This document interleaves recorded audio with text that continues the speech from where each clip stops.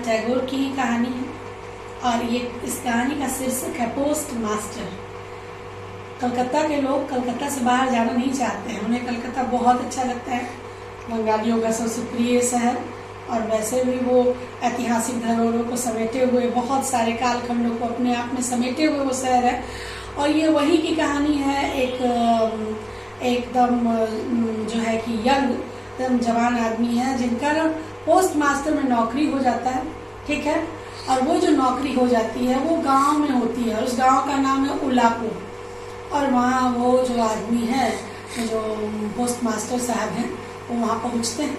और post master साहब के घर के बगल में एक बहुत बड़े पैसे वाले जमींदार हैं, जिनके कहने पर ही जिन्होंने सरकार से कह के वहाँ पे पोस्ट ऑफिस बनवाया है। अब वो गांव का पोस्ट ऑफिस तो काम ज़्यादा है नहीं, और वहीं उनके रहने की भी व्यवस्था है। अब ये बेचारे दिन भर अकेले पोस्ट मास्टर साहब बैठे रहते हैं और छोटी मोटी कविताएं कहानियाँ लिखते हैं। एक 12-13 साल की लड़की है जो इनका खाना पानी बनाती है, इनके नहाने के लिए पानी रखती है, और जो है शांति से बाहर बरामदे में बैठी रहती है। उसका नाम रतन है और वो अनाथ है। और जो है ये मानवोचित गुण है कि लोग, मनुष्य एक दूसरे से बात करना चाहता ही है, लेकिन वो छोटी सी लड़की है और ये पोस्ट मास्टर ये क्या बात करें। अब लेकिन एक दिन क्या होता है कि वो रतन को आवाज़ देती है, रतन इधर आओ, तो आके दरवाजे पे बैठ जाती है। पोस्ट मास्टर साहब अंदर कुर्सी पे बैठे हुए हैं और दोनों एक दूसरे से बात करने लगते हैं।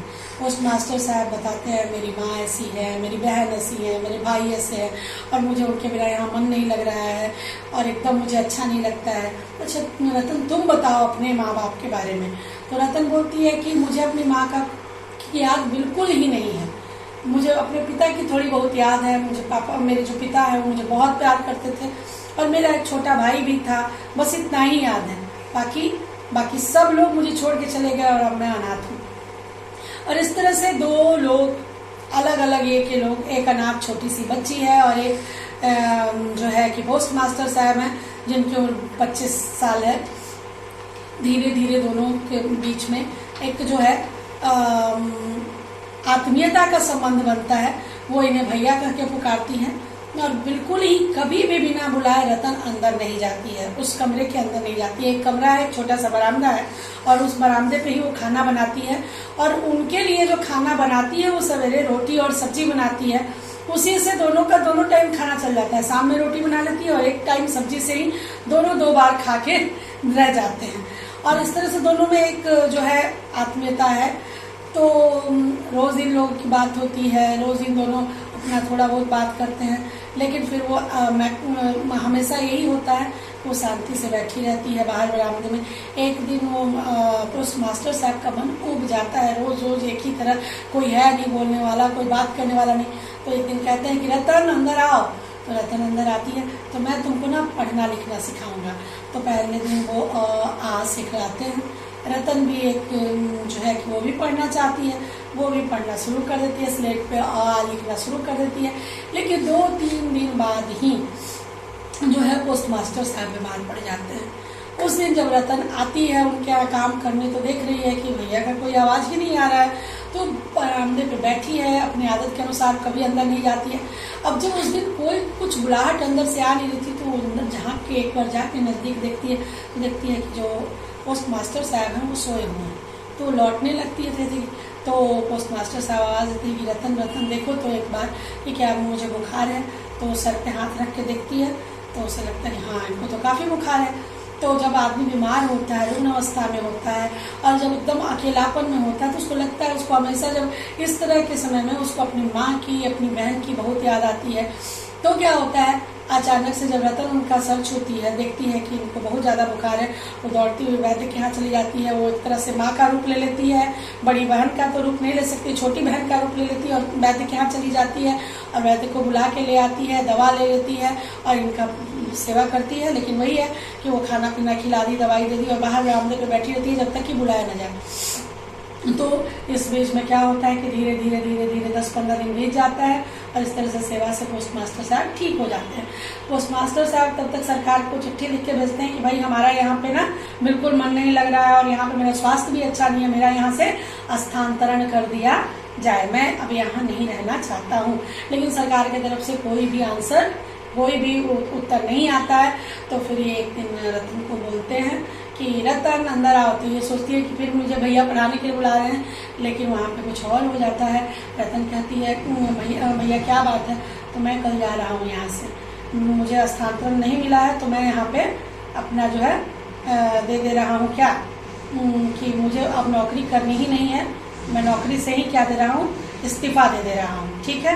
तो अब ये सुनती है और उसको एकदम अजीबोगरीब महसूस होता है कि अब क्या, भैया चले जाएंगे तो अब क्या।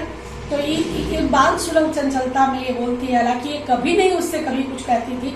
और ये पोस्ट मास्टर साहब से कहती कि भैया क्या मुझे भी अपने साथ ले चलोगे? और उधर से जो उत्तर आता है इसका कलेजा एकदम दो टुकड़े में कर देता हूँ। कहती कि कैसे, क्यों ले चलूँ मैं तुम्हें, मेरा तुम्हारा कोई ऐसा संबंध है नहीं कि मैं तुम्हें ले चलूँ। और ये उत्तर उसको अंदर तक भेद देता है। अंदर तक वो लड़की जो है रो के रह जाती है, लेकिन वो चूंकि अनाथ है, किसी को दिखाती नहीं है कि मुझे इस उत्तर से कितना दुख हुआ है। और फिर अगले दिन दूसरे पोस्ट मास्टर आ जाते हैं इस्तीफा देने के बाद। ये सारा उनको अपना चार्ज देने के बाद जो है पोस्ट मास्टर साहब जो जा रहे हैं, तो उनको उस महीने का पूरा जो पेमेंट मिलता है कि ये आपका ये पेमेंट है, तो ये थोड़ा जाने के लिए पैसा रख के कलकत्ते, और सारा पैसा किसको दे देते हैं, रतन को दे देते हैं। और रतन को कहते हैं कि लो ये तुम्हारे लिए पैसा है, और मैंने पोस्ट मास्टर साहब को भी कह दिया है, तुम इनका भी ऐसे ही ख्याल रखना, और ये भी तुमको हर तरह की सुविधा देंगे जो मैं दे रहा हूँ। तो रतन बोलती है कि आपको मेरी चिंता करने की कोई ज़रूरत नहीं है, मैं अपनी चिंता कर लूँगी। क्योंकि रतन का हृदय टूट चुका था। तो जो है हमेशा की तरह उस ज़माने में लोग जो है कि टीन का बक्सा लेके चलते थे। टीन के बक्से में अपना सारा सामान लेके पोस्ट मास्टर साहब नदी के नाव में बैठ जाते हैं। नाव में बैठने के बाद ये सोचते हैं कुछ दूर तक जाते जाते कि काश मैं लौट आता और उसको ले जाता अपने साथ, काश कि मैं ऐसा कर पाता, लेकिन ऐसा संभव है नहीं, ये हो भी नहीं सकता है। तो इस तरह से वो चले जाते हैं। और इधर जो रतन है वो ये सोचती है कि काश के भैया चले आते और मुझे ले जाते। ये मानव मन है जो हमेशा आशाओं को कहीं भी लगा सकता है, क्योंकि ये भगवान का दिया हुआ एक गुण ही है कि आदमी अपने लोग से तो आशा लगाता ही है, कभी कभी दूसरों से इतनी आशा लगा लेता है कि सोचता है कि क्या पता उधर से आशा पूर्ण हो जाए। हालांकि ये आशा कभी पूर्ण नहीं होती, लेकिन रतन के मन में हमें ये बात रह गई कि काश की भैया लौट आते। लेकिन कुछ देर बाद ही वो ये समझ गई थी कि अब ये संभव नहीं होगा, और इस तरह से वो फिर से अकेली रह जाती है और कहानी यहीं पे खत्म हो जाती है।